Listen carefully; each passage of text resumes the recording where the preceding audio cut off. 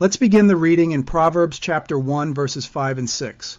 We're going to take a closer look at the phrase dark sayings. A wise man will hear and will increase learning, and a man of understanding shall attain unto wise counsels.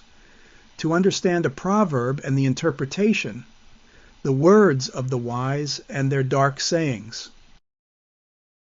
It was discovered in another study that the word proverb is the Hebrew word mashal, and this word means the exact same thing as parable.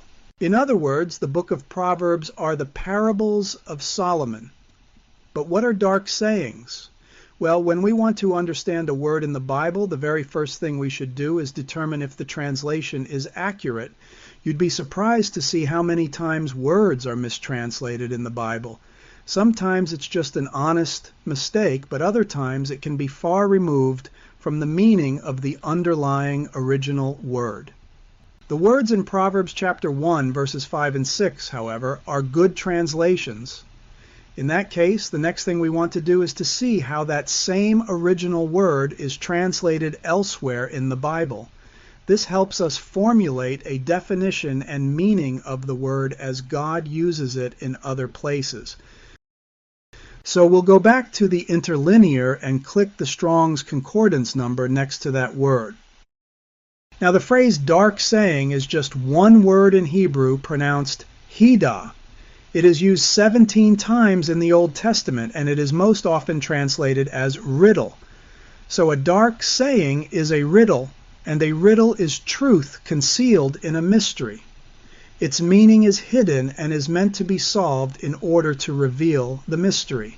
So we'll list the verses now that use this word and find the majority of instances that use riddle are in a single chapter in the book of Judges. Samson was one of the judges of Israel who made a wager with the Philistines, the enemy of the Israelites, to solve his riddle. And there wasn't a person alive besides Samson who could have possibly known the answer to it. But the Philistines threatened Samson's wife, who was also a Philistine, to manipulate him to give her the answer. We're not going to get into this now because it requires a lot of context. So it will just suffice that the Hebrew word hidah, for dark sayings, is translated as riddle in this account. The next reference is Psalm 49, verse 4. I will incline mine ear to a parable. I will open my dark saying upon the harp. This verse, just like Proverbs 1, verse 6, contains both mashal and hidah, or proverb or parable, and dark saying, respectively. And the same can be said of Psalm 78, verse 2. I will open my mouth in a parable. I will utter dark sayings of old. These verses explain exactly how the Bible was written and how it is to be interpreted and understood. Now that verse that we just read in Psalm 78, the same is referenced in Matthew chapter 13, verses 34 and 35. All these things spake Jesus unto the multitude in parables, and without a parable spake he not unto them, that it might be fulfilled which was spoken by the prophet, saying, I will open my mouth in parables. I will utter things which have been kept secret from the foundation of the world. He calls the psalmist a prophet, but it is a direct quote from Psalm 78. In Matthew 13, the disciples ask the same question we often ask. Why did Jesus speak in parables? He gave this detailed answer beginning with verse 10. And the disciples came and said unto him, Why speakest thou unto them in parables? He answered and said unto them, Because it is given unto you to know the mysteries of the kingdom of heaven, but to them it is not given. For whosoever hath, to him shall be given, and he shall have more abundance. But whosoever hath not, from him shall be taken away even that he hath.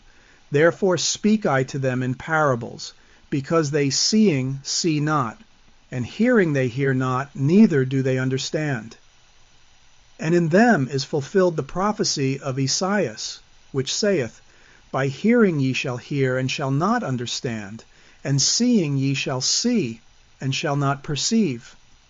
For this people's heart is waxed gross, and their ears are dull of hearing, and their eyes they have closed, lest at any time they should see with their eyes, and hear with their ears, and should understand with their heart, and should be converted, and I should heal them. But blessed are your eyes, for they see, and your ears, for they hear.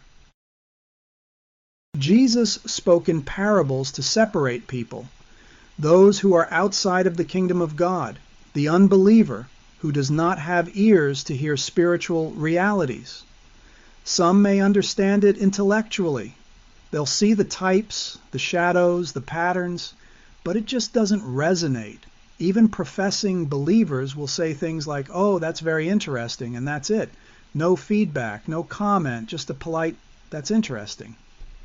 But there are others who do see the beauty in it. They'll say something along the lines like, "I've never heard it explained like that. I simply don't understand why some believers see spiritual truth and others do not." As for the unbeliever, we read in Matthew chapter 11, verses 25 and 26. At that time Jesus answered and said, I thank thee, O Father, Lord of heaven and earth, because thou hast hid these things from the wise and prudent, and hast revealed them unto babes. Even so, Father, for so it seemed good in thy sight. God determines to whom he is pleased to reveal wisdom to, and to whom it will be hidden. He controls whose eyes and ears are opened and whose will remain closed. In Proverbs 20, verse 12, we read these words, The hearing ear and the seeing eye the Lord hath made, even both of them. And lastly, we read in 2 Corinthians chapter 4, verse 3, But if our gospel be hid, it is hid to them that are lost. You see, anyone can read the Bible, anyone can hear it with their physical ears. But unless a person is given new spiritual ears to hear, along with a new born-again spirit, it remains hidden.